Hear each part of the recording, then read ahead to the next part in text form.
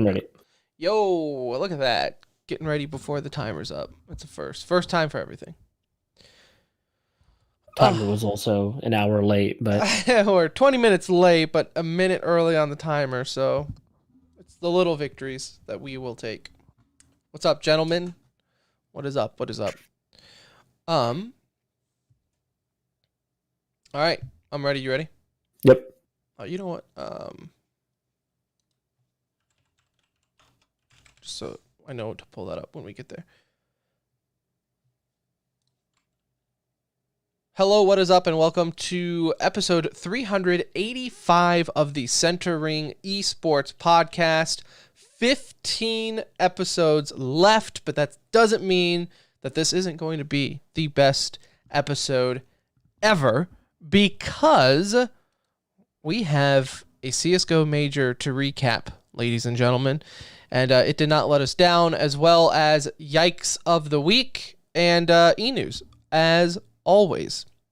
But before we get to that, let me tell you about Philly Esports. They are, of course, the show sponsor, as they always have been. And, of course, they are always good dudes. Coming up May 27th, Collegiate League of Legends tournament online. So sign up. No excuses on where you live. Sign up your team. It's a $3,000 prize pool, completely free. So what do you have to lose? Get your boys together. Sign up. Maybe win some money, maybe start your esports career, whatever your endeavors are. I wish you the best. So go ahead, sign up, phillyesports.gg. You tell them the Center Ring sent you. Hey, I'm Ralph from Esports, and you're listening to TCR. Okay, so let's start.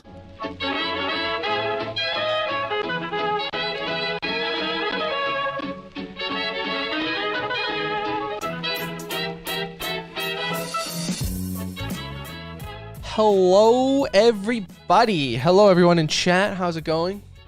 It is man bun season. If you are watching on stream, I have my man bun locked and loaded. It's that time of year. Welcome to episode 385 of the Center Ring, aka TCR, aka your favorite esports podcast presented by Philly Esports. Again, this is episode 385, coming to you live and or pre-recorded from an undisclosed location. The date is 5/23/2022 and the time is 9:24 p.m. 15 episodes left if you're keeping score at home. As a reminder, 400 will be our last episode for the foreseeable future. Never say never, but foreseeable future, as they say in the biz. So get in here if you're not on the live streams. We'd love to see you and all that fun stuff. Or don't.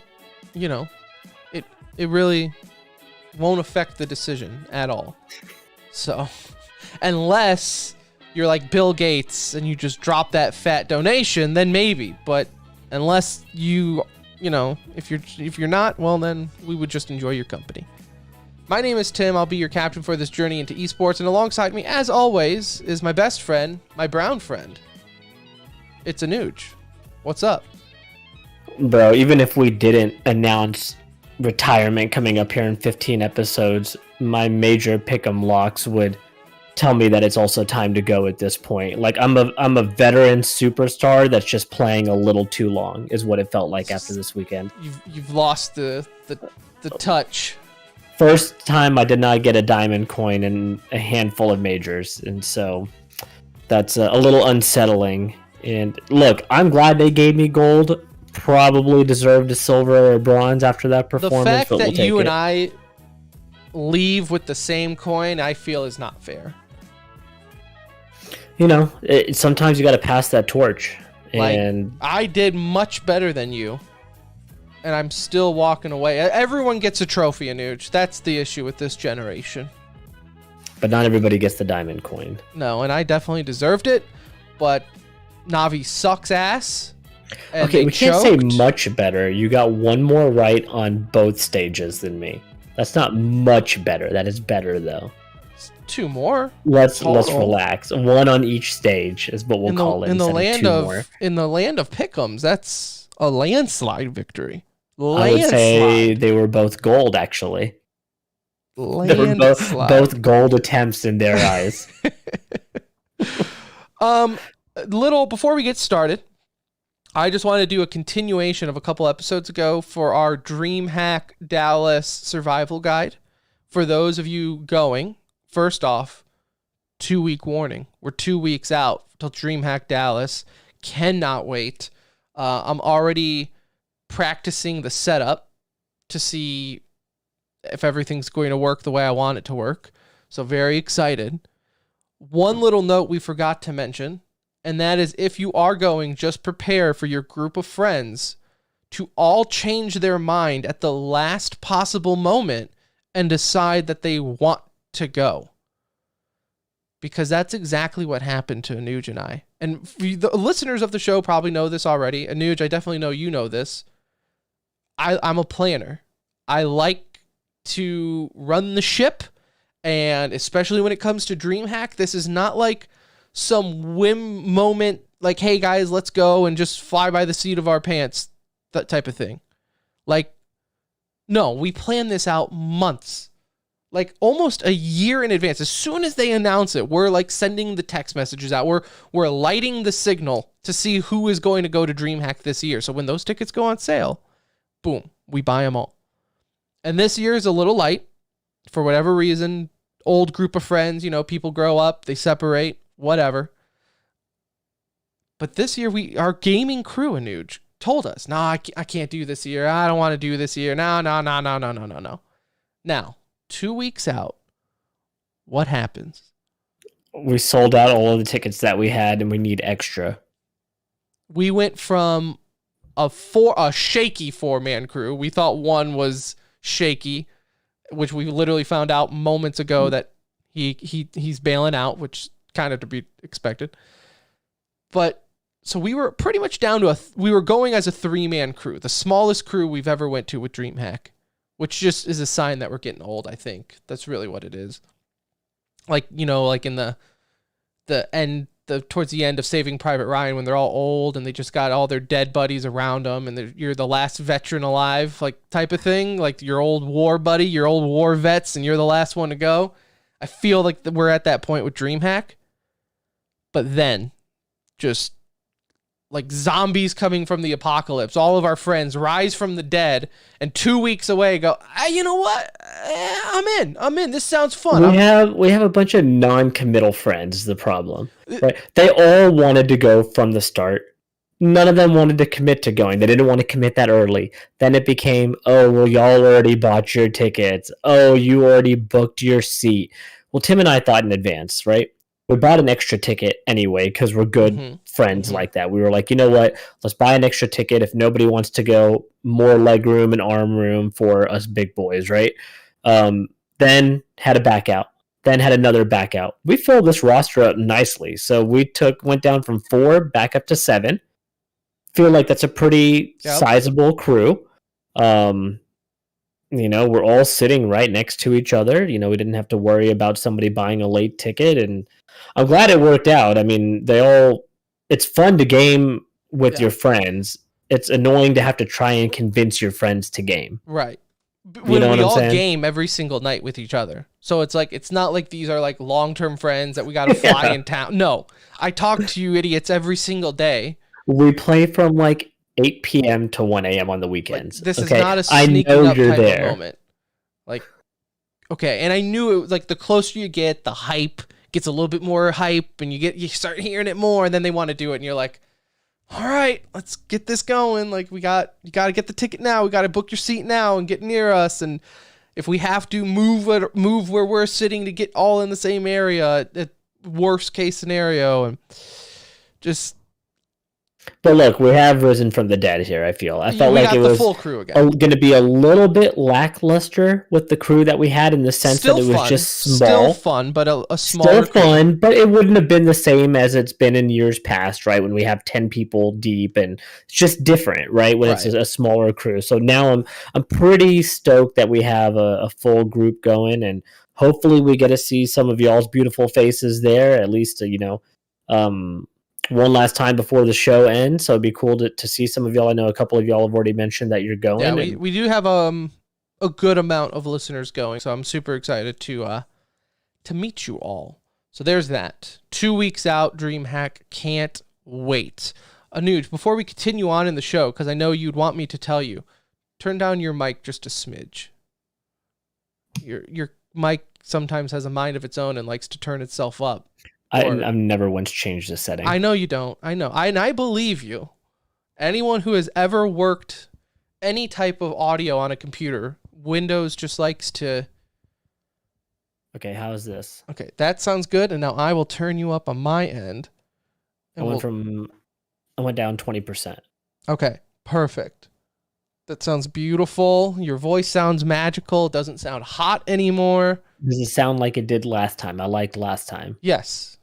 Okay. And See if we again, can get it right for the last 15. Nothing changes. I don't understand. It's either Discord or it's Windows. The only thing I do is I change between the mic that I'm using, but I don't change any of the levels when I do that. And it doesn't auto save, like I'm changing the input device. That's it. Yeah. And it's always sounds different. It's crazy. It blows my mind. It blows my mind, Well, but at the same time it's Windows, so not really. I appreciate the assist right there. So there you go. No problem. No problem. I just knew this was a big episode because we do have the Antwerp Major to recap, and it seems like we don't get to do this very often. Really, in the last couple of years, we've only done it once. So I just wanted it to sound perfect for everyone involved. But before we get to that, let's talk about some Yikes of the Week because we got a handful to get to. Anuj, I will start with mine. It's just a short one. But just as a friendly reminder, DreamHack Dallas is in 2 weeks. I am fully expecting that my COVID streak will die. Like, I am the last survivor on Earth. I have not had COVID. I think I'm the last one in our group of friends who can say that. But Florida Mutineers cannot say that, as the entire team, the entire roster, tested positive for COVID. That's rough. I mean, that's like, I want to know what y'all were doing because clearly y'all were teamwork. Teamwork. But it's okay if you get it, right? It's just unfortunate that it's the whole team. Now, like if they were doing something really dumb and they told me, "Hey, we were out at a club last night, like a night or two before the game as a team," like that's probably not the smartest move, right? But if somebody just contracted it through a family member and then passed it on to the team at a boot camp or something, like. It's just the announcement was more funny than anything because it was just the team was like, the whole team's got it. What do you want from us? This is what it. Your Challengers team is for. Right. Like we're just going to, I think they're just playing not at the event. They'll just be online, but still. I mean, it is crazy that it's the whole team. Like the whole team. That's just, usually it's like one, maybe two players. One person gets away with it, but nope. The entire team. To me, what that shows is team unity. It shows a team that's together and they're on the same page. They're probably the favorites to win this event. Definitely on the same page. All right, that's one of mine. Okay, so God, Tim, this one's so brutal, and swear to God, this has now just jumped into first place for Yikes of the Year. Dota Pro Ninja Boogie plays for Team SNG. They are an Asia-based org. I don't know what country exactly because on their page it says like Asian esports org or whatever. So it's a Dota 2 pro, Ninja Boogie. Tim, he was recently released from his team, which, look, we see it happen all the time. Roster moves, team unity, you don't get the way along. She goes. Like, there's plenty of reasons for you to find a reason to kick somebody. Well, they found the ultimate yikes here in this reason, Tim. Unfortunately, Ninja Boogie's mom was diagnosed with stage 4 cancer. He knew that time was fairly limited. She was unfortunately not doing well, was hospitalized. And look, they had an event, coming up. They were going to boot camp before this event. And he said, "Hey, can I make it to boot camp a couple days late? I want to spend a few days with my mom. I would really regret it if I left right now and she passed away. I'll still be there to practice, for most of the boot camp, and I will be there for the event. Hope you guys understand. He sent it in a text. We've seen the text message.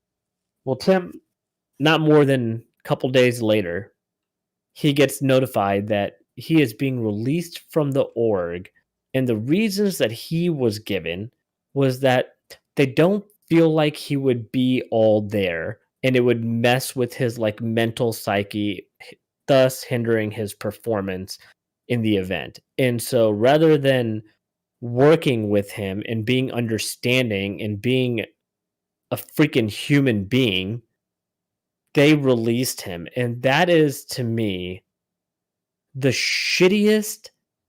I mean, it's an Asian-based org, so I don't know, how lawsuits and all that could potentially come into play. But you want to talk about taking advantage of an employee who, look, was very open and honest with you about a very tough situation, and you showed no sort of sympathy. And I cannot believe there is still another player on that org after they decided. Like, it just shows what they think of you as a player. They have not tweeted since the announcement tweet, which, by the way, had nothing. Like, they definitely didn't bring this up. They were like, the announcement tweet was very like, hey, we appreciate you and best of luck in the future. And hey, man, we're going to totally act like we're totally not doing this as you're sitting next to your mom who's passing away. And and she did pass away, unfortunately. Stay He hard. commented on that post saying, why don't you tell them the real reason why you let me go? And obviously they didn't respond to that. And then he posted the story. Text message between him and kind of talked about the story. But man, like, what a, to me, this is like why esports is so shitty. And I would never work this is a PSA. Do not work full time in esports. It is not the smartest move unless you are building something from the ground up or taking a job knowing that your ass is on the line 24/7. And look, Tim and I have been offered jobs within esports. Okay, we've been offered jobs to come run various programs within orgs. We've been asked to come and be analysts within an orgs. We've been asked to run TO type centers and manage those. We've been asked to do a couple different jobs within esports. And I'll tell you, and it's not like the money is amazing with some of these opportunities either. It's not like they're all glorious That's offers. to Some say of them the have been least. better than others. Yeah, some of them have been better than others for sure, and we'll be upfront there. But not for 1 second in me did I even consider any of those opportunities, because we have not grown up to hold ourselves to corporate standards. And corporations do a bunch of shitty things too. Activision, for example, right? Like, there's already a lot of bad examples out there, but they're held to a higher standard with how they treat their employees. And unfortunately, to me, it feels like esports orgs are kind of constantly in layoff mode, to increase their bottom dollar because the investment is bad that they made, whether it's spending $25 million on an Overwatch League, giving $20 million to Activision for Call of Duty, whatever it may be. The crazy thing is like, I can honestly name you more friends that we've met through esports, or that we just know who work in esports, that have then turned to lose their job in esports, than I think our friends who have kept it. Right? Like, honest, like, people that I would say, like, hey, I know you on a personal level, we can text and not be weird level of friendship. Now, I'm not saying it's impossible to work in esports. Obviously, it's not millions impossible. do it. It's just the stars have to align to where it makes sense, and just for the love of God, have a plan B. Because grow your brand before you get a job with the need. Like, have a brand going in, because that's the only way you're safe, is if you're bringing something beyond just maybe what you're good at doing. Just know that even your mother on her deathbed isn't enough to protect your job. How brutal, man. How absolute. I mean, that's obviously like the icing on the cake, and like an extreme example of what I'm talking about. But in general, I feel like I've seen every esports org with a fairly large layoff, whether it's in production or content creation. Like, let go of so many people. And you have your core people, right? Like you always have your success stories, right? There's always the hexes out there and stuff, but it's what always has drove me insane. But Hex and Hastro and these guys are ground up builders of what they've done, right? Like they created their job, right? Yeah. So like they're not going to lose their job. They created it. So but again, think of how many people have started an org that didn't work out, right? That's why it always drives me insane when I look at, like, I go to these conventions or these speakers and you get YouTubers who talk out there or even listening to Hex, and they always say, man, Hex, what's your advice to make it in there? You got to grind, man. When people aren't grinding, you got to grind. You got to wake up before them. You got to put in the effort. You got to do this, blah, blah, blah, blah, blah, blah, blah. You got to get lucky.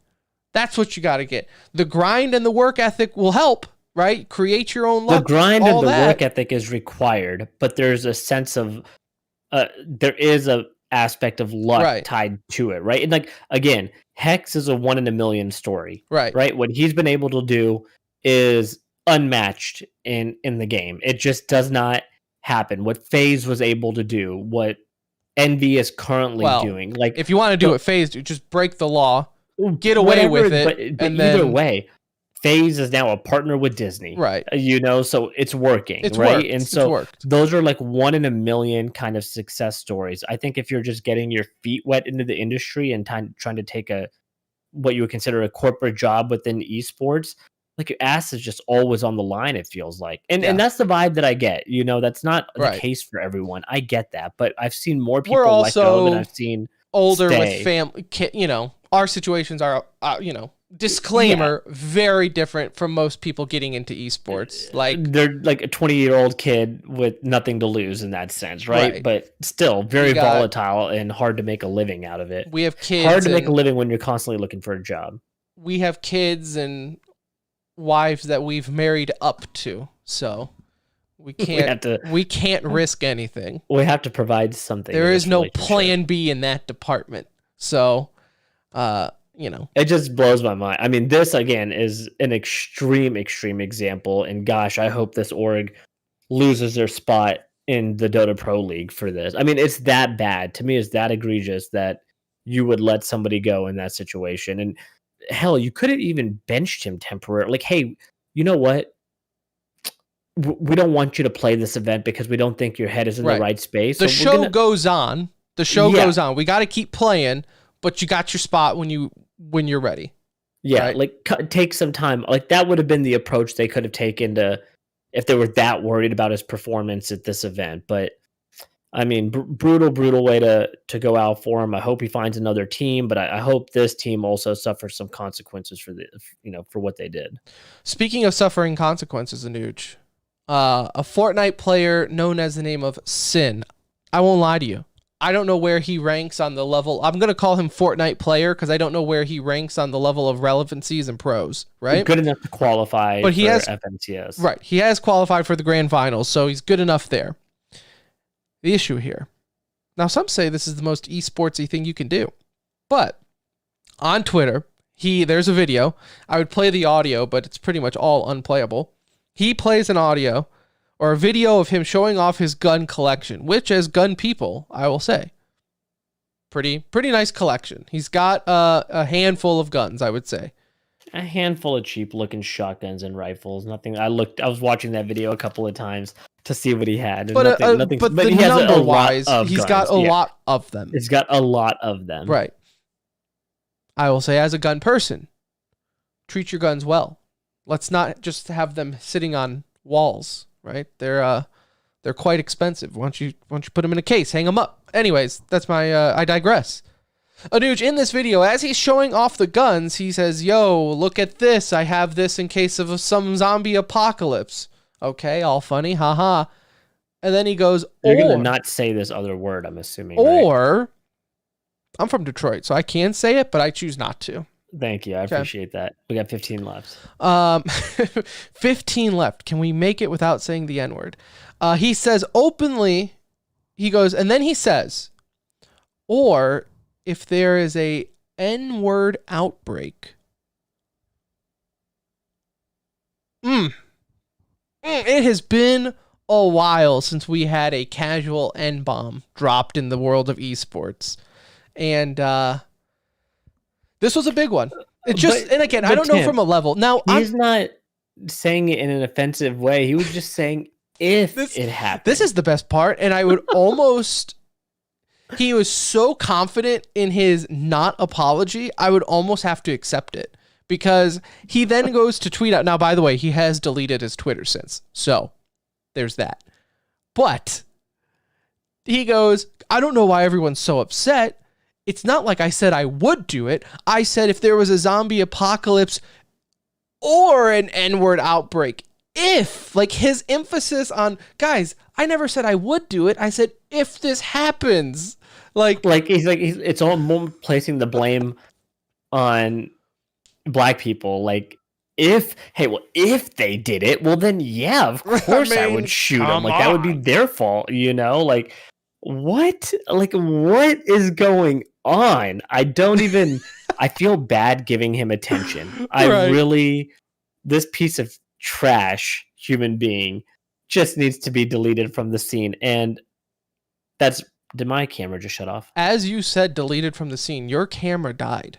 Like the second you said that, your camera turned off. That was kind of impressive. You couldn't do that again if you tried. I really couldn't. No, yeah. So it's just amazing stuff. Amazing stuff. I'm not going to sit here and act like I'm like wanting to vomit at the contents of it just because I play video games every day. It's a word, unfortunately, that we hear way too often while playing said video games. But at the same time, props to him just being so blatantly dumb of the situation. Like that is just pure stupidity. And honestly, like if you ever want to know if someone's truly racist, see how their apology is after saying the N-word. If it's if it's like this and it's like, wow, so you're just so blatantly racist, you don't even see the issue here. Like if you are trying to justify yourself saying it, you're probably racist. Right. If you can't just apologize and understand that you've made a horrendous decision in what you've said, you're probably a little racist. Like that's just what it is. But he said if, Anuj. He said if. He did say you can't be a racist if you say if. Everyone knows that rule. So rip that dude's career for sure. Listen, it's never a good look when you have to delete your Twitter. And that's not gonna help you. No, either. It's not. So rip to that guy. Anuj, we had the PGL Major Antwerp, or as I like to say, Antwerp Major, because it sounds much better. Officially wrap up. It is the first CSGO Major of the year, and it did not disappoint, as we had a little bit of everything. I don't know how you want to go over this. We can talk about the finals. We can talk about how we got here. I'll say this. I want to start off with a general statement. Go ahead, though. I was going to say, my general statement.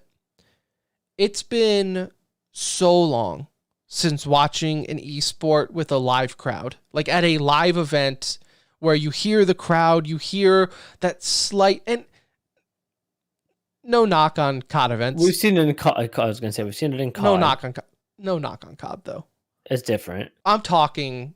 They have little, 2,000, 3,000 people sell out, right? And even that's sometimes shaky that it's even a full room.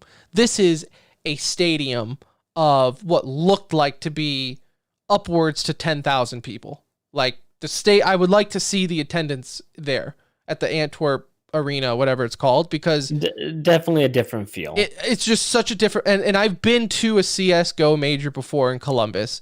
It just doesn't, nothing can match that feeling. So to hear the crowd in the background, to have that extra oomph from the bass coming, like you can hear that bass in the stadium coming through the mic and the crowd mics, and it just felt so good to watch it. It just felt so good. Yeah, and okay, so I'm going to say something that's maybe a little bit bold here, but I do think the playoff stage was a little bit of a letdown. Okay, yeah. We had some good moments, but we didn't have a lot of like. First of all, there was no graffiti moment in the major. I don't think, at least nothing stood out to me as being a graffiti worthy moment. So there's not like one particular play that like Reigns You don't 4K think was good. was it Electronic got hit, or did he throw the molly and actually killed someone On with nuke the, underneath on B or with whatever. the Yeah, like physical that was cool. grenade? That was like an achievement that I've still yet to earn, unfortunately, in the game. I've seen it. It's like hit them with a grenade to kill them. So yeah, okay, but no, that was on a losing round. No noteworthy moment for me, at least. And I'll tell you, like everything was pretty much a 2-0 sweep in the playoff stage. The only games that were dropped were FaZe versus FaZe versus Nip. FaZe dropped a map, and then Heroic versus Navi. Heroic took a map off of them. So both your grand finals participants dropped a map in that first round. Everything else was 2-0.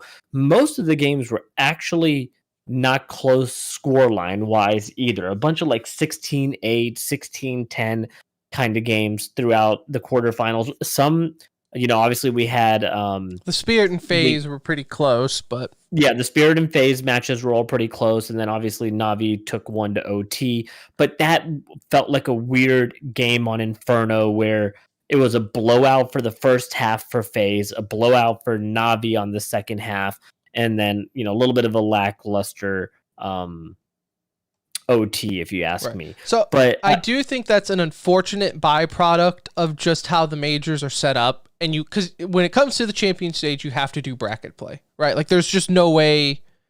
I'm sure you could maybe create some type of format to make it work, but that's why the Swiss format is so loved and hate, because it creates that spicy drama early on where, they're best of ones at the beginning, and it's just each map can mean so much, and then you're going back and you're playing the loser versus loser and winner versus winner, and it's like the best teams are playing the best teams and vice versa. And that's the beauty of the Swiss format. It creates drama, it creates chaos, and then you get into the championship stage where you have top seed versus low seed, and so it takes away, the only drama would be an upset, which, you just don't see that very often. No, like we didn't get any upsets. I think everybody kind of had, apart from the finals, depending on who you thought was going to win. Yeah, like right? that was the only toss up. And fun fact on the finals, that was only the second time in CSGO where we've had the number 1 and the number 2 team play each other in the finals in terms of overall rankings. Both times the number 1 team has won, and both times Navi has been the number 2 team. Also, fun fact of the finals, on the show, you and I said FaZe was the overall favorite, but we both were dumb and picked Navi in our pick'ems. So and like I did that really more so thinking like, okay, Navi looked really good to me getting to this point here in the major play, like the major games that they played in. And I gave them the benefit of the doubt, which I think was not like a dumb decision. Like they were proven, they had done it. Kerrigan's lost a handful of these like big matches. Like it's just kind of followed him throughout his career, unfortunately. And now I went with experience. That's what I went with experience. I don't think anybody saw Rain putting up an MVP performance. And this is where I got to make my formal apology, right? Because I shouldn't say apology, but like maybe retract the statement a little bit. I've said many times that I thought they needed to replace Rain on FaZe. And not because Rain is an incredible player and was a really, really talented player at one point in his career. Very consistent, very good.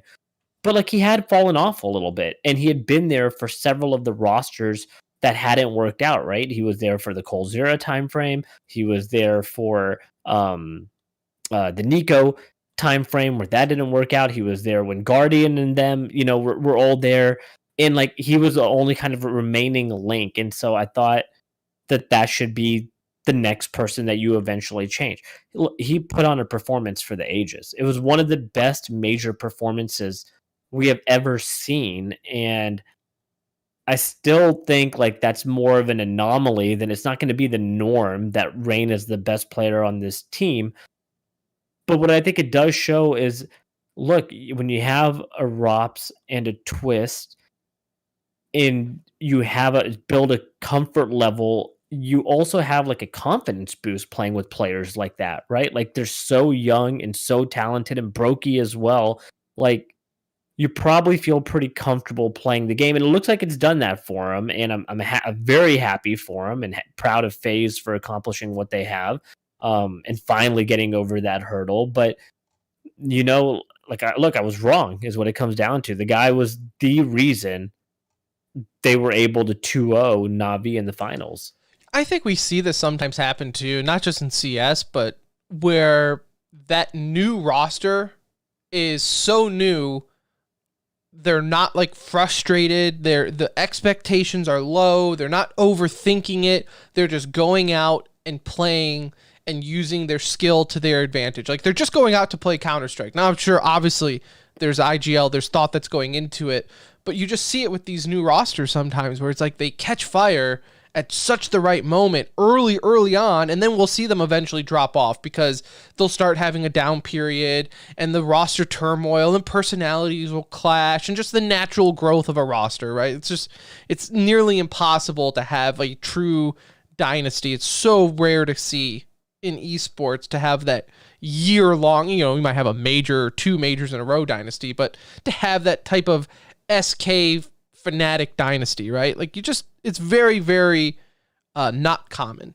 You don't see it that often. No. So I am very interested to see where this FaZe roster goes in the future. I think obviously, they're going to be in Dallas. I think they're clearly the favorites coming into Dallas. Major hangover pending, right? But I just think they're such a new roster. They haven't had time to get annoyed with each other, right? Like they're just playing. They won the major. They're on the high right now. And it is cool to see Rops finally win a major. I think for someone that we've had on the show, that we've talked to multiple times, he was such I don't want to say like not believer in himself, but like he was very self-aware that even when Mouse Sports was like number 2 and number 1 in the world, like he said it himself, I don't feel like we're number 2. You know what I'm saying? Like he has kind of always been self-aware that like even at Mouse Sports' peak, it was mainly because other teams were underperforming. So that's how they were able to climb the ladder. Where I feel like now, hopefully, he doesn't think that, and he looks at this FaZe roster and says, shit, we kind of put together one of those super teams we always see in Counter-Strike that never pan out. Well, this one kind of panned out, right? Yeah. So for sure. I'm super happy for that. Twists I was happy about, but just like we control the NA scene in CS. Everyone else has let it die, Anuj. I feel like the cross has landed on our shoulders to dictate NA. Twist's NA is revoked. He's no longer NA in my eyes. His stupid comment about North American Valorant, about how those NA pros took the easy way out. They didn't have the work ethic to compete in Counter-Strike, as this numbnuts left NA Counter-Strike to join an EU super team. So spare me the work ethic speech, Twists. Congratulations on your major, by the way. But spare me. Kerrigan, he waves the NA banner right now. Because, lest we forget, former Envy. Yeah. And I guess we can... There is no NA here. I mean, Twist's comments were Twist is not NA. He's done. He's dead to me. I think stay over there. You're dead.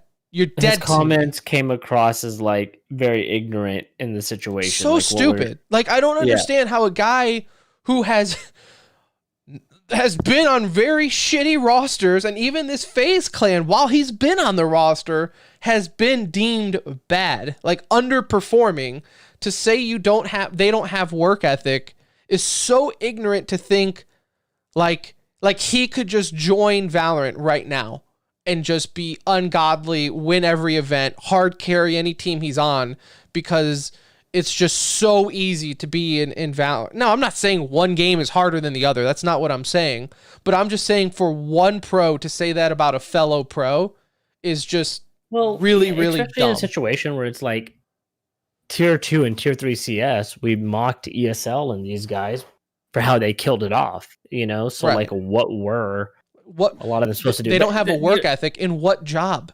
They don't have jobs in tier 2 and tier 3 CS. They're not getting paid to play, so if anything, it shows that they have work ethic. They moved over to a job, right? So Twist is an idiot, a major winner idiot, nonetheless, though. So you can't take that away from him. No, and like you can't take the win away from FaZe. They just played. They dominated. They really looked good, and I was telling you this earlier. Like they're only going to get better. I feel right. Like this team is young, all in their prime. Brokey has turned out to be a star, so they hit on not only Twist and Rops, but they've hit on Brokey. Kerrigan, I don't see him just hanging it up all of a sudden and riding out into the sunset. Like I think he's going to drive this ship as long as he can. Like why would he want to stop at one major when he has a chance at 3 majors, And so I think that, and that could be career defining for him, right? For somebody that already had a legendary career to now add a major under your belt and have the potential to add a couple of more with this lineup. Like, right. Why wouldn't you keep going for it? Look, I think it's huge for him too, because he's always been, and we've always talked about it with Kerrigan, as one of the best IGLs out there, right? But I think the thing that's always been looming over him was the majors, right? Well, rightfully so, right? Like, because Kerrigan, much like a quarterback, he hasn't lacked is talent on his teams. Okay, it's kind of the farthest thing from an IGL's problems for him is like not having talent around him. He's had Rops on his team before. He has had Nico on his team before. He played with that legendary FaZe lineup where it wasn't just Nico, but it was Nico, Olaf, Guardian, like all those guys. He's had the talent to do it. They just have failed. And this time it was a convincing win. Like nobody's going, Navi was also playing really well. Like it's not like, I know we talked about Navi prior to the major and saying, oh, well, they might be distracted and they have a lot going on, which they do. They have a lot going on in their personal lives and they have the right to be distracted. But they showed that they weren't distracted and that they were playing Counter-Strike at a very, very high level. And prior to that finals, I mean, it did feel like a 50-50 toss-up. I never would have thought one way or the other you would see FaZe walking out with like a 2-0 victory. Mm-hmm. And it could have been a lot more convincing. I mean, that like Inferno you said, map... The Inferno, went into overtime. Let me say this too. With that overtime Inferno, I don't question a lot when it comes to even like a grand finals, right? I assume these pros and IGLs know what they're doing. But what in the hell was Navi doing that final round of Inferno on A site? And obviously, everybody running out of it at the same time. It lost them the round and the match. Obviously, it was the final round. But dude, you got B site under control. You have I think it was like 4 alive on Navi at that point, and they were split 2-2. But time was short. There was only 30 seconds left, if that. You have FaZe pinched in banana, so you have utility. You can play the clock at this point in time because they're not pushing banana fast, right? So if they're not just holding W on banana at that point, I think you just play it off and hold it. They got one way to go on banana, one way. So it's the easiest spot on that map to hold, especially when you have 2 guys, crossfire. You have 2 guys on A. They rotate. They rotate off of A and not through mid. No, they rotate through CT. One gets picked off at A at the worst possible time, right when FaZe was rotating into the site where the other guy already rotated too far off to go help out on B, and you left the site wide open with literally 1 second to spare. FaZe got that bomb down with less than 2 seconds on the clock. If you would have stayed on A site, like, I don't know why you rotated off. All you had to do was, you didn't even have to get the kills. You just had to make them stop for half a second to try to kill you, and it would have been done. It would have been, like, you would have gone on to the next round.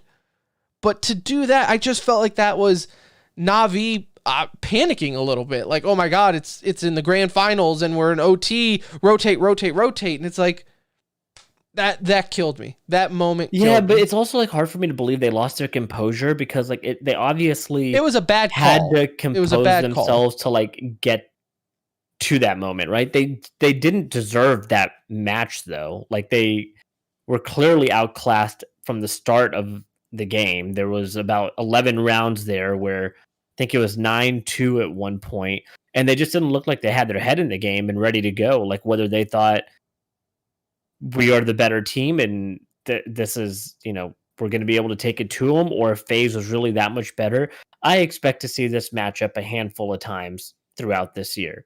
What I thought would be a G2 Na'Vi rivalry has turned in, obviously with the addition of Rops, has turned into like FaZe Na'Vi seem a class above everybody else. And I think that second tier of teams were blessed because that second tier is in like very good shape. But it's like your Astralis, and I'm drawing blanks on people that was the G2, Vitality. Like, these groupings of teams are clearly a step behind, right? Like, I put a lot more faith into those teams that are a little bit behind going into this major than I probably should have. Yeah. Like, I thought it was just kind of a given that some of them would push through to the playoff stage, and I was clearly very wrong. I think it's, when you look at the championship stage, the bracket, right? It would have required a major upset by any team to not allow FaZe or Na'Vi in the finals. And that's how you know, like you said, the quote-unquote tier 2, like the step below second and best in the world, they're just a little behind because, I mean, it's going to require an upset to take out either one of these teams. A hypothetical, okay? Let's say a FaZe prior to, like, we get into the quarterfinals, and let's say FaZe was matched up against G2, Na'Vi was matched up against Vitality. Now, obviously, betting favorites would be there with FaZe and Na'Vi. But in that scenario, had those teams made it to the playoffs, so think about how you would have been looking at them in that light, that they made the playoffs. Would you have been utterly shocked if a Vitality or G2 had beaten one of these teams prior to what we know now? Like how this ended up. Right, like not knowing that FaZe is the champion? Not knowing that FaZe is a champion, but also not knowing that like G2 and Vitality didn't make the playoffs, right? Like those are two teams that I think I will say, so Vitality I never had making the playoffs. So Vitality, I'm down on Vitality. Like, we'll just say that. But G2, I mean, I thought G2 was going to be better, so I would not have been shocked prior to. Which is like, it's crazy with G2 because like they hit on Monacy. Like, they turned out to get an incredible offer, and we knew he was good, but we didn't know, like, what is he going to do in the pro scene, right? Is it going to translate? Right. Clearly does. He's, like, very much so the second best player on that team behind Nico already in his young career. And I don't think a lot of these teams are, like, as far off as it seems. Like, I think it seems a little bit further because some of these teams didn't make the playoffs, right? So we didn't even hear their name this weekend. But I don't think that gap is like as big as we maybe believe it is. I still do have faith in a Vitality roster getting it together. Now, maybe they have to make a change at some point. I think they, get it right. But like, I like that roster. Yeah. I actually like. I like the roster. If we could find a way to replace like Zipniks, like Vitality having such a slow start to this, what I thought was going to be a juggernaut of a roster. I thought they were going to have the success that FaZe is having right now. Like when they when we saw this roster announcement for Vitality, I think you and I both were like, I mean, what a Like, ridiculous what rebuild. more do they need? All they needed was some veteran presence, and they just nabbed Yeah. 2-3-time major winners. Your you know? rebuild was taking half of the best team maybe ever. So I'm really down on Vitality because I was so high to start with. Where do you stand with some of these playoff teams that didn't win it, going forward? I Like, mean, what so is obviously, their trajectory in your mind? like Cloud9 was robbed. We know this. Not teams that didn't make the play. So the accusation. I don't want you to have to talk about Cloud9. Cloud9, I think, will obviously be number one in the world, probably like within the next couple of weeks. Are playoff teams that did not win the championship. So your NIP, Spirit, Furia, Ents, Copenhagen, Heroic. Where do you stand on the big picture with these teams? Like, do you think these runs are something that we can see carry over throughout the 2022 season? So Furia, I obviously always have faith in because they're always there. Furia has always been there. In fact, former defenders of DreamHack Dallas, I think. Don't quote me. I think Furia won the last time DreamHack Dallas. Copenhagen, I don't know with Copenhagen because there's rumor that they're trying to sell the roster just because the org can't afford this good of a roster, right? So now that they're winning, obviously players demand more. And like Copenhagen Flames to me is our version of Big Game Tim, Tournament Tim. Yeah, they just show up. Copenhagen just shows up when it matters most, which is like the most important thing, right? Like throughout the season, they will drop these games to teams that you maybe never heard of, and you're like, okay, they're not the real deal. But from now on, if Copenhagen is in a major, they will always be my 3-0 pick. They have burned me a couple of different times now, wondering what was going to happen. They will always be my 3-0 pick going forward because they find a way to do it in the biggest events. But I'm kind of there with you on Furia. I think Furia sticks around. I think NIP is the real deal. I think NIP sticks around. I think NIP. See, where I'm an over the confident Cloud9 fan, you're a jaded NIP fan. So I think this is what's happening right now. Is in a spot where they are good. Okay, they are good, but I think this is about their ceiling with this roster. I mean, championship save of a major is not bad. No, yeah, hey, look, if you make champion stage every time in a final, awesome.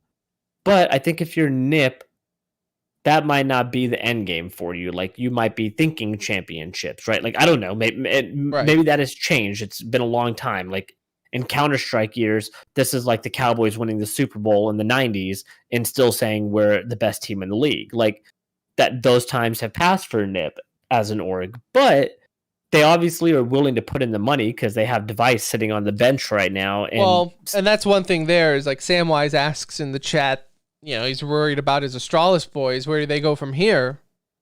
I think Device will be joining Astralis here very shortly. It all seems like all signs point to him making a return to that Danish team. Like, where else does he go from here? Yeah. He's probably not getting back onto NIP's roster. No, he's been on the bench. Core. He's been on the bench for way too long. Albeit, we don't know what's going on behind the scenes personal wise on why he's been voluntarily on the bench for as long as he has, but it's been a long time. So like I said, the show's got to go on. This is not an issue with that's more what it is, right? It's not that like I think Device is a problem. It's just, hey, we're actually pretty good without you, and now I don't want to mess up the chemistry that this team has built. And it doesn't seem like a fluke. Like, you don't make the major playoffs on a fluke. I don't think. I think that's very difficult to do. And I think Spirit kind of falls into like that similar category where it's like, okay, I can see Spirit rise into the ranks of like a top 15, top 10 team consistently with the way they had so much confidence, and they were the youngest team in the major, that if they don't get plucked, like, they were pretty damn good, were they not? Like, I thought I've had them as that was my miss in the playoffs was having Furia beat Spirit. I don't think that was like some wild gamble. Like I felt okay with that pick, not amazing, but okay with that pick. But Spirit showed that they literally have like the fighting spirit, like they don't get down on themselves. They get really high when they do something great. Like those guys show their emotion, but like they're the youngest team there and nobody expected anything out of them. And yet here they were knocking out Furia with ease. I mean, they really did not have any issues with Furia. They made that look like an easy match. And then they actually like played FaZe to the brink of elimination. I know the score line says 2-0, but Mirage could have gone either way with the 16-13 finish. And then Dust 2 ended up being a 4-5 overtime. I don't know if it was long, however long it was. It was long, 4 overtime game or something like that. With FaZe squeaking by. So it's very easily could have been a Navi Spirit final. I mean, we were just a couple rounds away from that being the case. So I feel pretty high on them. And the other teams I think are just proven good teams. I think ENCE is a good team. I think Heroic is a very good team. Like you can hate on Heroic all you want. Heroic's been around for too long. I think They're a lot good. of people, right? I get like 2019 having questions. I get it because at that point Heroic was kind of on a tier 2 side of CS, and then the online era started. That's when they got good, was during the online era, so no one really gave them the benefit of the doubt. Well, at this point, I think they are a legit team. Yeah, I mean, people bring up the cheating accusations. Well, guess what, guys? All your favorite teams were doing it too, and not everybody got caught, and some and again, got punished they've just been worse too than others. consistent. Like, look at when they cheated, and they were like, "Oh, it was like 2 years ago in a couple of matches," and it's like, okay, like what about now? What can you explain what they're doing now? Like, I don't. They gave Simple and Navi a run for their money. I honestly thought they were going to win that series after they pulled off the first map on Inferno. I thought that was it. Like I really thought we were going to see Navi fall. And now Navi bounced back really strong. They probably could have lost Ancient too, though. I mean, that was a 16-14 map that came down to the wire. I hate Ancient, man. I really I don't like to play Ancient. I don't mind watching it as much. It's not great, but if they better do this. They need to update the map pool. I don't necessarily want to see them remove Ancient like right now. I don't want to see them remove any map. Just fix the maps that you've pulled out, put them in there, and like, can you not fix them while there are other old versions? Yeah, I mean, trust me, I get what you're saying. We've talked about that 1,000 times ad nauseum, but like, I don't mind Ancient. Vertigo is probably the one for me that I find really hard to watch because there's only 2 setup plays on Vertigo, and it's smoke from ramp, push your way up, smoke the hell out of sight, get the bomb down, and play post plant. That's all you do on A site. B site, go at stairs aggressive, take mid control, and split B. I mean, it's the same 2 setups all game long, and to me, that is what's boring about a map like Vertigo, where Ancient, a little bit more strategy involved. That would mid control all the different splits, the tunnels, although some of that shit's super annoying, I'm sure, as a player, at least somewhat entertaining. Did you see the next major announcement location? Is it official? I saw like it looked like a teaser, so it is official. They said CSGO Brazil or whatever. Okay. They didn't it's official. And I don't think that Imperial's run had anything to do with this, but I think Imperial's run just solidified that country deserves a major. Right. So it's going to Rio. I assume Rio. It said Brazil, but Rio, of course, was going to have a major in 2019, and then COVID killed that one off. And then they decided not to try to. Well, it was contain COVID over there. Brazil so it was a shit show. Right. Brazil was one of the worst about COVID, so never really went there. and now they're going back. So look, I'm super excited. As much as I love to hate the Brazilian fan base and the teams, and this major reminded me of that. Did you not catch yourself being an Imperial fan throughout this major, though? But it's because I love not liking them.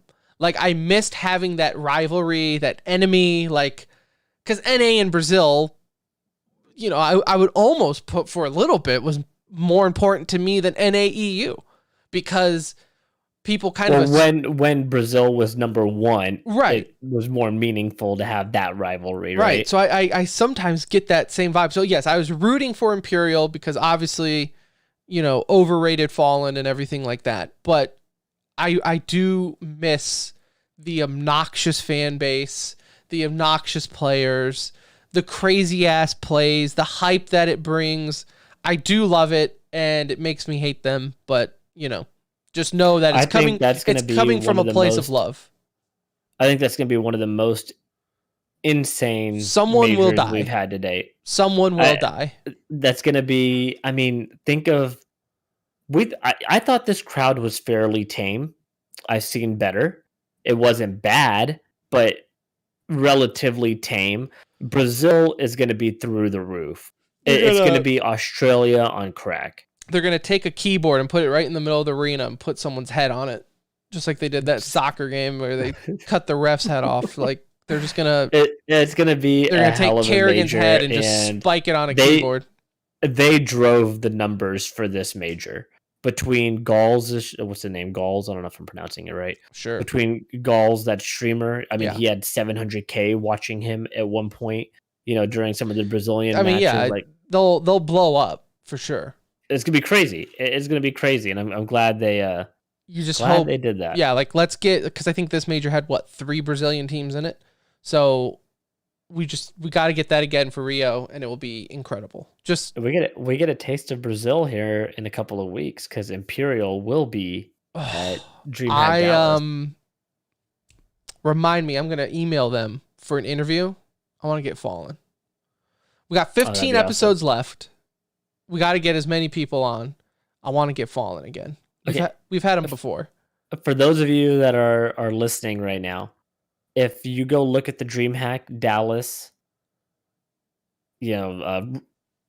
groups, if there is a player in particular you really want to hear an interview from, I'm not promising that we're going to be able to get that player, but if I see the same name pop up a handful of times, I will make a concerted effort to get an interview with that individual. So if there's one name that I see pop up a handful of times outside of Fallen, because it sounds like we're going to be pushing for that anyway, let us know, because we will try and get them on for a quick little convo with us. Yeah, it will be good time. So, but other than that, that's really all I got from the major. I thought it was good times had by all. The talent, I think, was excellent all the way through. Really, no complaints. It was just a good major. The talent was great. Even I think I was probably most questionable about the desk, not the host, but the desk analyst. And I thought all that was, fine. Pimp and Monosuke and these guys, I thought they all did a good job, and the event was good. The games were great. I felt a little bit let down in champion stage because we didn't get a bunch of games go to. But that look, it's always that's the same way in football, right? Normally the Super Bowl is always such a letdown. No, I get it. The journey in this case was great. Right. We had a lot of great CS. The stages leading up, I hope we see the same format, honestly, and leave all this as BO3 stuff. I loved not seeing any BO5s, and I was actually they surprised. Even did a good job with scheduling to allow NA to somewhat tune in at a, at least for us dad gamers, a reasonable time, because I'm up by 6 o'clock anyway, so I was catching matches, and it wasn't a 2 a.m. start or anything like that. Yeah, it wasn't brutal. So overall they did great.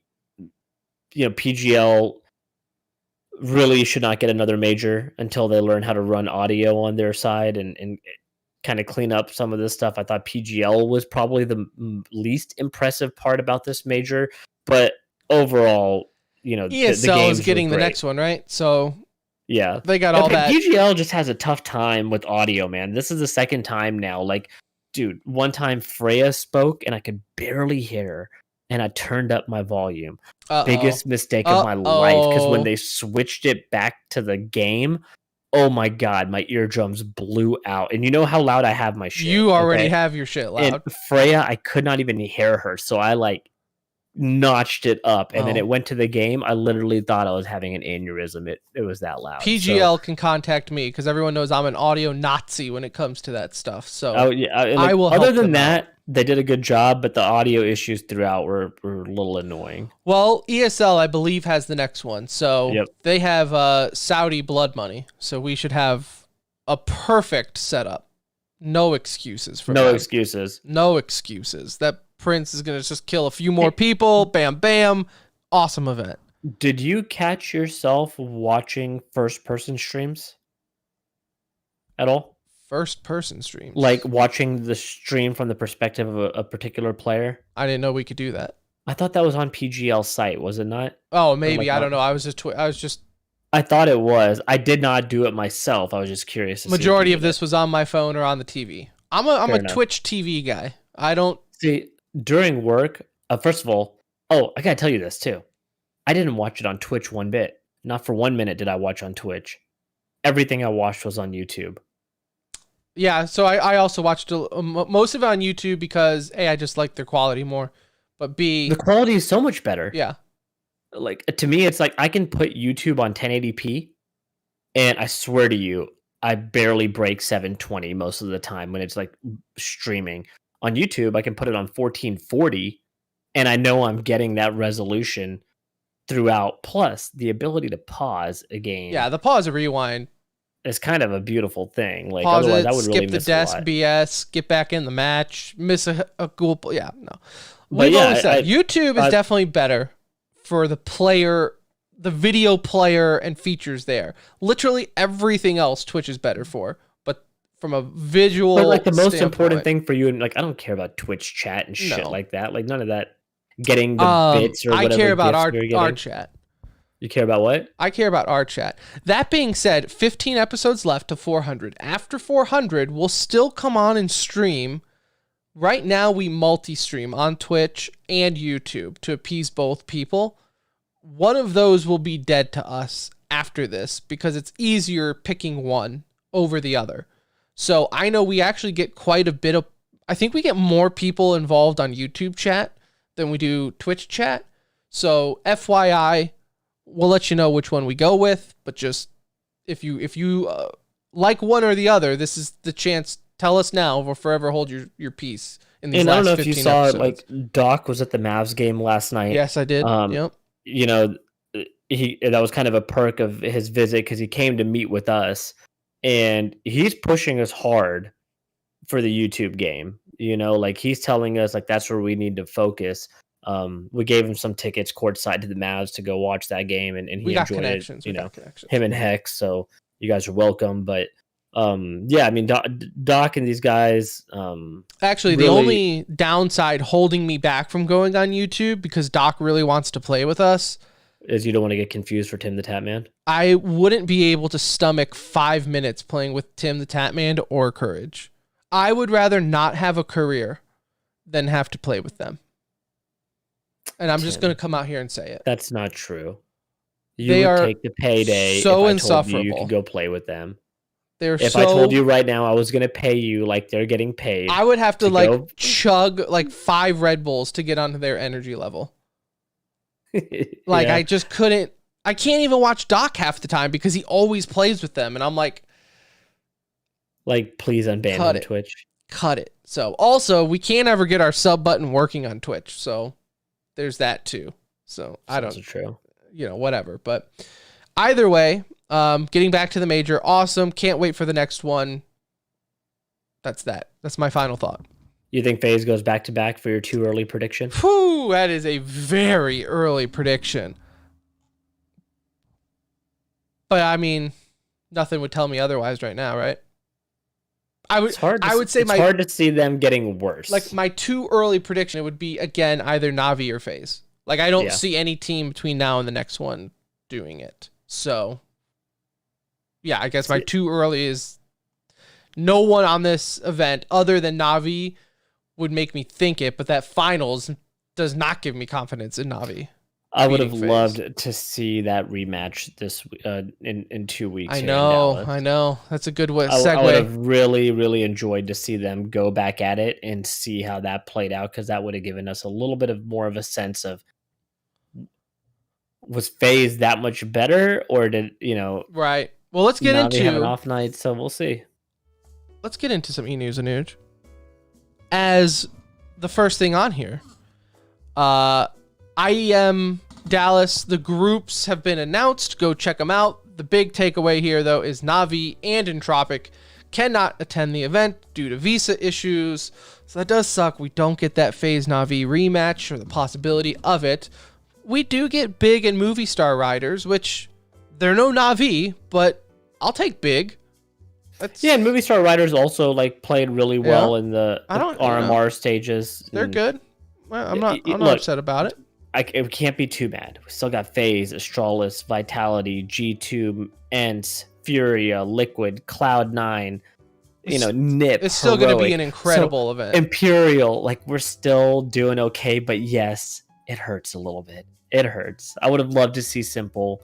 At least he's throwing us a retirement party back at home, since he can't make it here. So that was nice of him to do that for us. But he actually, in fact, the reason Navi's not coming to Dallas is because Simple said it would be too hard to leave.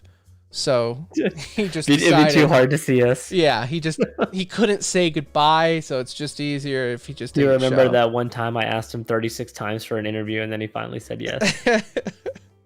Awesome story on that one, though. Awesome story. Fnatic, we're already starting post major shuffle here. Fnatic benches Alex and Poison. Alex is his career, I'm calling it right now, at May 23rd, 2022, at the time of 10:33 p.m. Central Time. Alex CSGO career is dead. It's going to be really hard to get back onto a good team and take IGL duties when you unfortunately had the disaster of Cloud9 and follow that up with another major org in Fnatic and show little to no success. But he should go. He should just have such a little work ethic and go back to Valorant. Go back, right? He did dip his toes in Valorant for a hot minute, right? Or was there talk of it? I thought that was rumored, and he didn't end up. He didn't end up joining any team officially or trying out. So either way, maybe he'll be the IGL of OG in 24 hours, probably. So there's that. Shox is rumored to be leaving Liquid, which, I guess is to be. Who is surprised, Tim? Who is surprised by that news? Somewhat expected.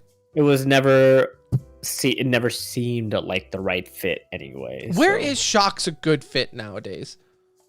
Where is he a good fit? Is he still Shox that we're used to? No, you got to play him as that fifth man, smart player, veteran presence, but you can't ask him like Liquid has done to be your number 2. Unrealistic. Fair enough. Right. No, yeah, I agree. It's he's not bad. This is not saying Shox is a bad player.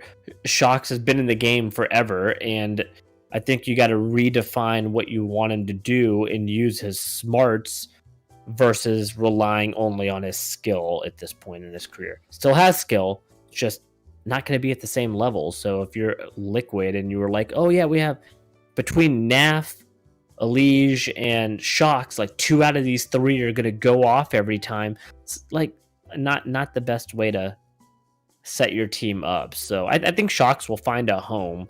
Shox to Astralis. Probably going to be some sort of French revival would be my guess. You probably see a Shox, Kenny S, NBK all resurface from the dead with maybe 2 young players. I don't know, maybe, but I think we see a French last dance at some point. Another one. That's all they've done, right? They've been on the Last Dance for the past 4 years, but I think that's really the only option for most of them. The VCT North American Stage 2 Challengers group stage, what a mouthful. They really got to do something about this. Has started. So far, you have Luminosity and Optic being 2-0 in Group B. The only two at the moment is Exit on Group A, as every other team is 1-1, except for the Guard is 0-2. So the Guard is not picking up where they left off. So, there's that. In Call of Duty, LA Guerrillas bench Sparts. This is after their major victory, remember. Moving Gunless back to the starting roster. Basically, there's been a few updates and meta changes here and there, so that's what they're stating. Still, that sucks for Sparts. You just come off of the major, and yes, it sucks, but he made the most of an opportunity, and now he'll be on a team most likely next year. So yeah. It's not a bad thing. These moves usually are temporary. It's very rare that a player is out for a medical reason and they come back and lose their job. And when that player's gunless, like the dude's been around, he's got skins on the wall. So, and look, not every team is Team SMG, right? Like some teams understand if there's a medical situation that, okay, take some time off. We'll catch you in a little bit, but you still got your spot. So you hate to see somebody lose a spot to injury permanently. I'm okay with them bringing him back. It does suck for Spart, but he couldn't have done better with the opportunity that he had and set himself up for a future in Call of Duty, and I think he's done that too. So, another FPS news, a legend is back in Halo as Ogre1 joins G2, not as a player, but as their team manager. Still awesome to see. Anytime an Ogre twin gets involved. Ogre2 is actually the manager of Florida Mutineers in Call of Duty. So now his brother is back with Halo as their team manager for G2, so that's awesome. Would have been better for 343 to hire him at this point. Yeah. The Rainbow Six Charlotte Major wrapped up with Dark Zero Esports defeating Astralis 3-2 in the final. Still just jarring to see. Since we're so heavy on CS, it's jarring to see Astralis, who I only associate as a CS team, playing other esports. I just always assume it's the same exact roster, just playing all these other esports. It's just, my brain works that way. But congratulations to Dark Zero Esports. In other esports news, FaZe Clan announces that Mickey Mouse is going to be phasing up as they are collabing with Disney for merch. I hate this so much, Anuj. And I knew you would. I hate FaZe so much because everything you want all of their merch. They're taking away everything I love. You want all of their merch, and you know it. They team up. All of their collabs are built for you. I should be the #1 FaZe fan. Should I just say fuck it and phase up these last 15 episodes? Inside, it's there. You just don't verbally express it, but they've never done a merch drop that you haven't been like, oh yeah, that's awesome that they did that. Fuck those guys. But yeah, that's pretty awesome. But I want it. That's kind of your attitude with all of their drops, because I know inside it's eating you up. I know it. I just hate it so much because you know me, I'm a Disney guy. I'm an adult Disney fanatic. I worship everything Walt Disney, and I'm just that's who Anuj has seen me. We've gone to Disneyland together, just him and I. I actually proposed to Anuj in front of Cinderella's castle, and that's not even a joke. We have a picture of it. I said yes. Of course. Our wives, though, disagreed, so they stopped true love, but hey, so be it. And so you've seen me in my natural environment at Disneyland, Disney World, just being a kid, and I love it. And the fact that FaZe Clan is collabing with them, I hate it. But damn it, I might have to phase up. I didn't get the NASCAR. I didn't get... What was the other thing they did that I liked? Anything, you're right. They do some other Marvel type combo. Oh, that's what it was. Oh, you know what, though? I did get that comic book, though. I do have the FaZe comic book. The FaZe DC collab. Yeah. So I did get that collab. So maybe, you know what? Maybe I should just... You're not as far away as you think you are. I don't think I am. I just, maybe in these last 15 episodes, I just need to be true to myself and phase up. We'll see. Just understand you're doing it for the merch, Tim. It's okay. We'll see. 100 Thieves announced that they are making a game, which is about look, they made like a 2 or 3 paragraph announcement, and that's all you got to take away from it. So more to come on that one, I guess. I mean, it's cool. Like, I know Doc is also doing the same thing with his studios. I need more details. Give me details. I need so much more. Like, are you making a mobile game? Is this like a cheap little, like, are you being to be competitive in the scene? Because I got issues if an org is making a competitive game. Like, that just seems conflict of interest beyond belief. Like, I mean, if they make a good game, though, not many people would care at the same time, right? If it turns out to be badass. I just, like, I'm a little bit of a pessimist here, like, trying to figure out, like, do they have the time, the resources, the manpower to build something from the ground up that is considered like a good title? I think Docs has a little bit more of a chance to succeed, if we're being honest, because he's built a game. I was going to say, he has former gaming industry. It's a studio, right? Like, I'm so curious what Nadeshot and them are doing, but nonetheless, excited. Yeah. I need to see more. Right. I need to know more. Speaking of new game and from a new studio, Nuge, off bat, first impressions. If I told you Marvel was creating a trading card game called Marvel Snap, would you care? You know me, and I don't mean to be negative. It's just I have this thing with all card games that they are purely a money dump, you know? And as a fan of card games, I cannot argue with that. It's just like a lot. You have to a lot be of money, willing to spend a lot. And I don't think anyone who likes card games would tell you otherwise. It is a money dump, right? Yeah, so I mean, like, since the dawn of time. However, I would tell you it's cool that they're doing it, but what's different about it to get me excited?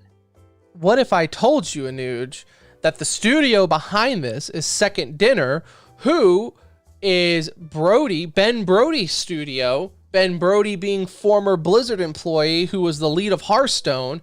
In, like, when we talk about the good old days of Blizzard, and you had all these good people that knew exactly what they were doing and they were in it for the love of the game, that was him. He was what Jeff was to Overwatch, he was to Hearthstone. Like, the community just loved him. Do you think part of Hearthstone's success, though, was being an early adopter of online card games?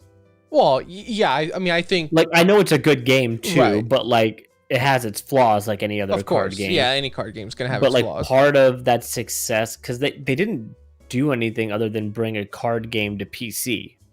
Right? Like, it played the same as a lot of card games play. There's differences. I'm curious to see what's different. I'm excited that it's from, like, a good studio head and somebody that has a proven track record. It's a former Blizzard dude from the good days of Blizzard, so I'm always gonna be like, he's just one of those guys.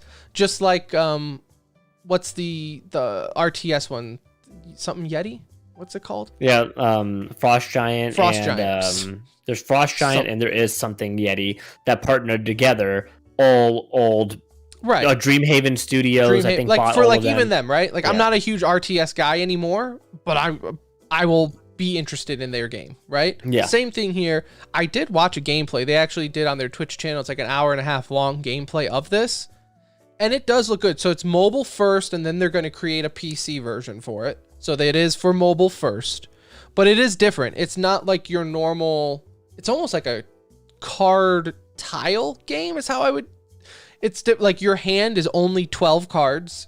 There's only 6 turns. And you're controlling, there's 3 zones, and you're playing your heroes into each zone with power levels, trying to control 2 of the 3 zones to win. So they said, like, each game is going to take roughly 6 minutes, which is perfect poop time. That's a little bit more appealing to me, if we're being honest. Right. You know, like, it doesn't seem like it's going to, like, you don't need to be like a genius to try to theory craft on this one, right? So I'm interested. I'm excited. I signed up for the alpha. You know, there's that. So I am super excited for it. We'll do it. One last thing here. We have Wolf's weekly update on Apex Mobile. as TSM hired their first mobile creator for Apex Mobile. Wolf is a very loyal listener, Anuj, and you know that we love him, and he knows that we love him.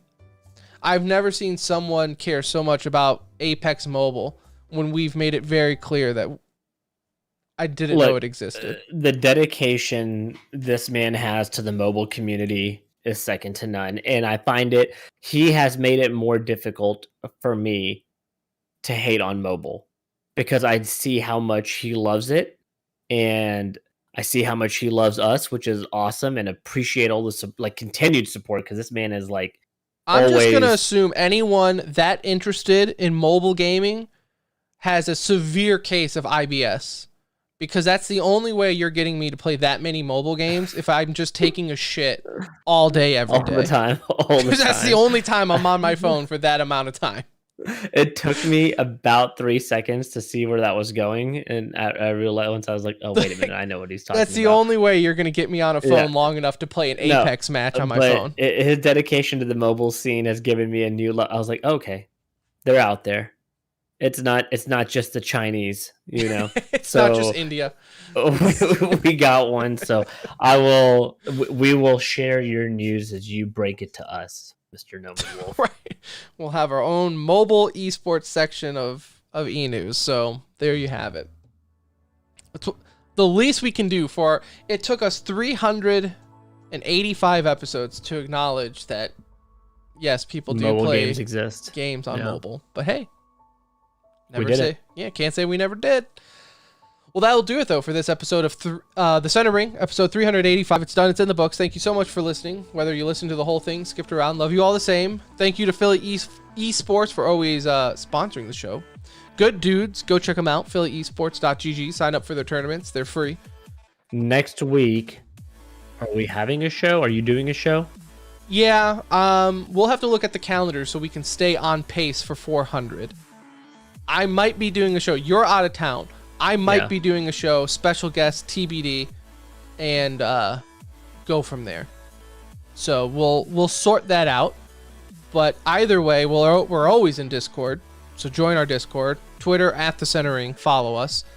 We're on Destiny. New season starts tomorrow for Destiny, so we'll be on that grind. Glad you mentioned that. Yep. So we will if you're back in and playing for the 6th time in the last 6 years, let us know. We have got in, and we actually got a good crew. For real, got a good crew. We got about 6 of us playing right now, and so, always got someone on. So if you're looking for a friend, come and join us. There you have it. For Anuj, I'm Tim. Love you. We'll see you next time. Bye.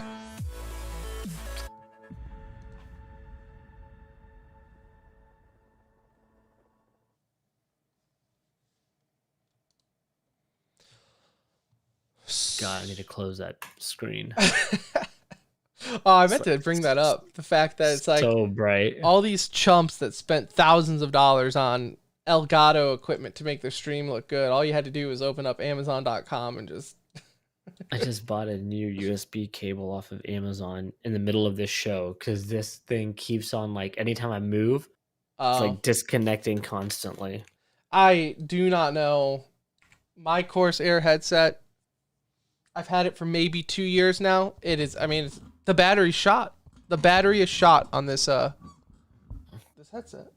And I think the same thing is happening to mine, but then I go read and it says, it auto shuts off while it's charging once it's full. And I was like, okay, well then why am I not getting 30 hours on a full charge like you say I am? I'm getting about 5 hours on a full charge. I'm having to plug mine in every day now. Which is kind of annoying for DreamHack. Right. Because I want... If that's the case, I'm just going to walk over to whatever booth is there and buy a wired headset. Because I don't want to be plugging this shit in all night every day. No, and I think what might be part of my issue, and I don't know for sure, is it's not turning off. You know how there's like you said, it has an auto off. I almost suspect mine is not doing that. So it's just running all day is the issue. I don't know why it would be doing that, but I think that is. So anyways, I'm going to kill the stream so we can get to editing this. Everyone in chat, love you. If you're going to DreamHack, we'll see you in 2 weeks. If not, we'll see you in Discord.